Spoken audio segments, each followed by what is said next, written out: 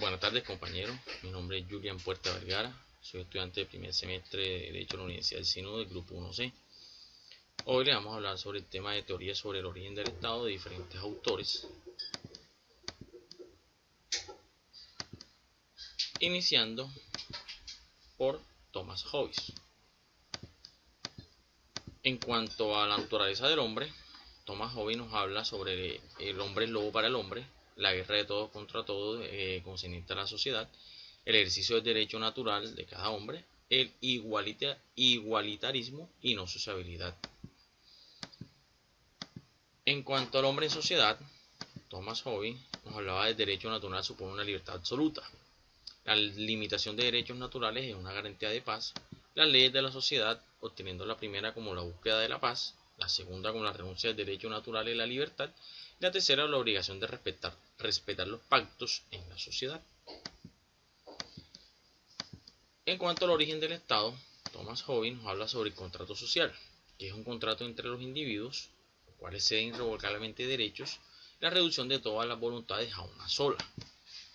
Nos hablaba también el gran Leviatán sobre el mantenimiento de la paz, la autoridad absoluta en la concentración del poder, a la monarquía, y el Estado moderno como la soberanía. En el Estado autoritario, el soberano, que es el monarca, quien no tiene limitaciones algunas, tanto en el tema social, económico, político, dentro de la misma, el cual tiene como deber garantizar la seguridad del pueblo. Siguiendo con John Locke, en el tema de la naturaleza del hombre, nos habla de que las leyes del hombre vienen de una teoría del origen del poder, divino del poder, o sea, de una divinidad como es Dios. Habla sobre la distinción entre la naturaleza y la convención y los derechos naturales inherentes al hombre, como lo son la libertad, la igualdad, la independencia, el derecho de propiedad, los cuales vienen ligados al hombre desde su nacimiento. John Locke, en El hombre en sociedad, nos habla sobre los hombres no son necesariamente buenos, la limitación de los derechos naturales y sobre la regulación de los mismos en cuanto al hombre en sociedad. John Locke, en cuanto al origen del Estado, nos habla sobre el contrato social, en que el contrato entre individuos y gobernantes, los cuales tienen un poder legislativo, ejecutivo y confederativo.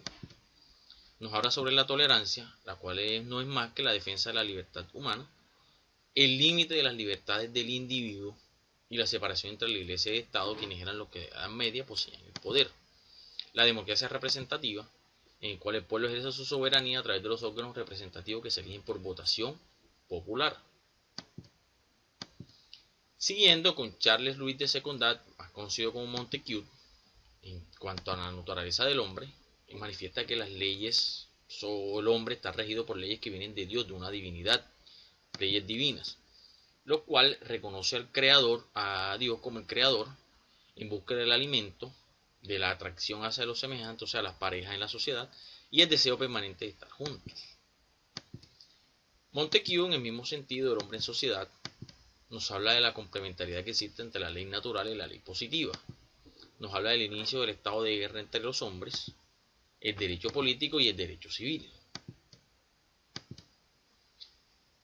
En cuanto al origen del Estado, Montesquieu nos habla de la división de poderes, hablando del poder legislativo, del poder ejecutivo y del poder judicial. Hoy por hoy los tres poderes que existen en Colombia, desde hace muchos años. La forma de gobierno, para él su pensamiento era republicano, el monárquico y el despótico durante la Edad Media.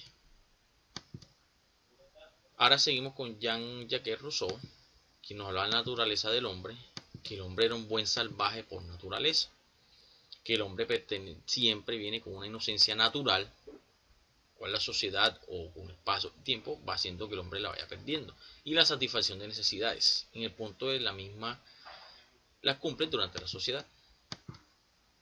Rousseau, en El hombre en sociedad, manifiesta que el hombre hace menos, la sociedad hace al hombre menos feliz, menos libre y menos bueno.